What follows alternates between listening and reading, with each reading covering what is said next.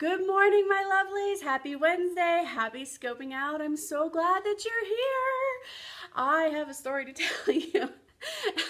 I think I've actually talked about this woman before in the times that I've talked about opportunities to practice grace and patience and compassion. I think I've actually brought up this woman before. She works at the grocery store. She's a cashier, and completely unintentionally on my part, I inevitably end up in her aisle, and she is the most cantankerous woman you'll ever meet. There is no getting any kind of positive reaction out of her at all, right? So last week I was at the grocery store with my daughter, and she and I were out and about earlier in the trip. There was this older woman that we had said something jokingly. We kind of goofed around, had a fun little moment, and moved on. Right. Well, next, lo and behold, I'm in the checkout line, and I'm talking to my daughter, and I look up and I go, "You have got to be kidding me!" She goes, "What?" And I said, "This woman." And I told her all about her. I said, "This woman is my greatest spiritual practice." She says, "What do you mean?" I said, "She tries my patience like nobody's business."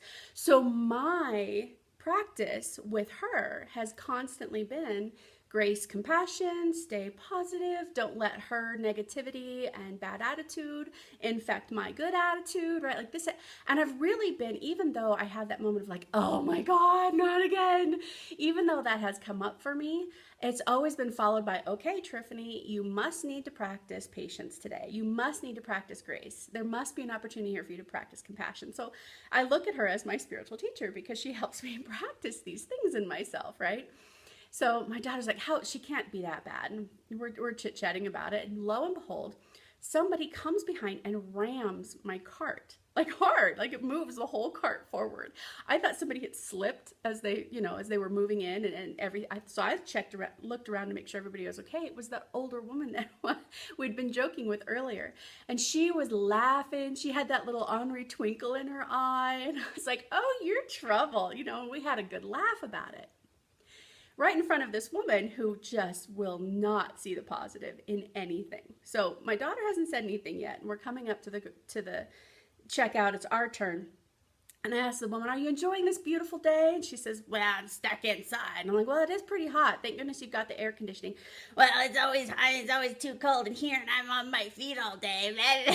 This is just how this woman shows up in the world.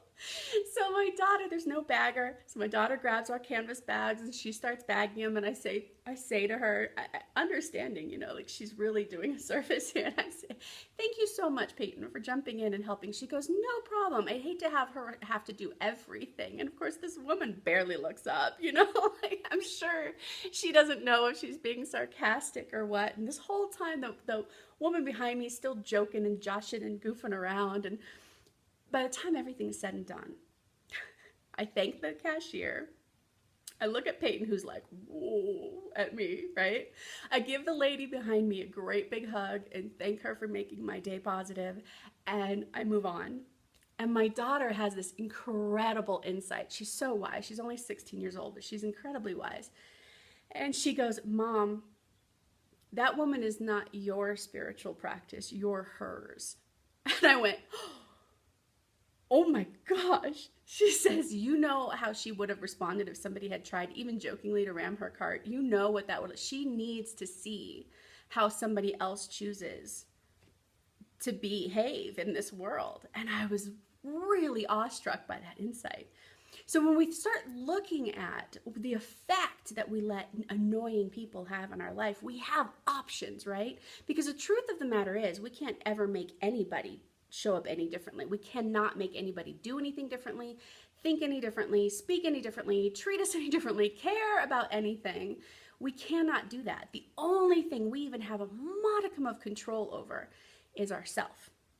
So when you're faced with these annoying people, when you're faced with these people that push every button you have, there's two ways to look at this, isn't there? And I had forever and ever been thinking, well, this is my spiritual practice. This is it's my chance to practice patience. That's one of them. And that is, in all honesty, that is the most empowering one. When you can start to look at how you want to be as a person, and showing up patient with somebody who's patient with you is super easy. You're not ever going to get more patient. Not ever going to develop more grace or more compassion with somebody like that, right? It's like muscle training, right? We need that extra weight. We need that extra resistance. So when you face with that person that cuts you off in traffic or always interrupts you, or the cantankerous cashier at the grocery store, that is a really great opportunity for you to go, okay, well, I'm leveling up. I'm leveling up in who I want to be, and I get a choice in how I treat this person. I get a choice in what I let them bring out in me, because it's the easiest thing in the world to let annoying bring out irritated, right? That's so easy. You're not leveling up that way. So that's the first way to look at this, and really the most empowering way. And every day you have a choice. Every moment that someone pushes a button, you have a choice. And then obviously, thank you, Peyton, a second way to look at this is to reverse that.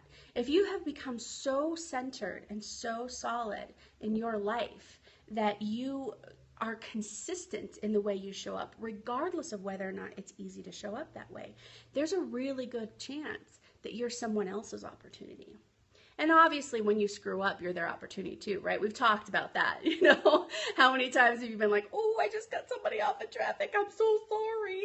That is, you've given them an opportunity to practice grace and compassion. Whether or not they take it is on them, right? But you've given them that chance. And if you're centered and you're whole and you're showing up rich and full and happy, and you happen to push the buttons of somebody who really doesn't want to see that side of life, who really wants to be right, that life is miserable and horrible and something to be just lamenting every moment of every day, they'd rather be right than happy, then perhaps you are their spiritual practice and showing them that there is another way to show up in the world. So your homework and my homework is to continue to identify who we are. What are our strengths? Are we good listeners? Are we patient? Are we kind? Are we compassionate? What sides of us do we want to develop and hone? And where is our opportunity to practice? Maybe it's the office gossip. Maybe it's, the attitude that your partner has when they come home from work and it's giving them that time and space without taking it personally. Maybe it's something else. But whatever that is in your life, go in your mind and think about where your opportunity to practice is. And the more centered and whole and complete you get, the more you'll realize that there's an opportunity too for you to be the example for someone else. And that's a gift. That is, every option in this list is a gift of reciprocity.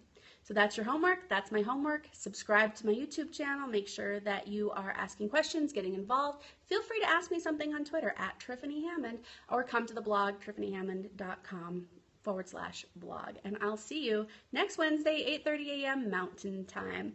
Goodbye, my lovelies. Practicing patience. You'll never see it the same again. It's going to annoy the hell out of you. Love you.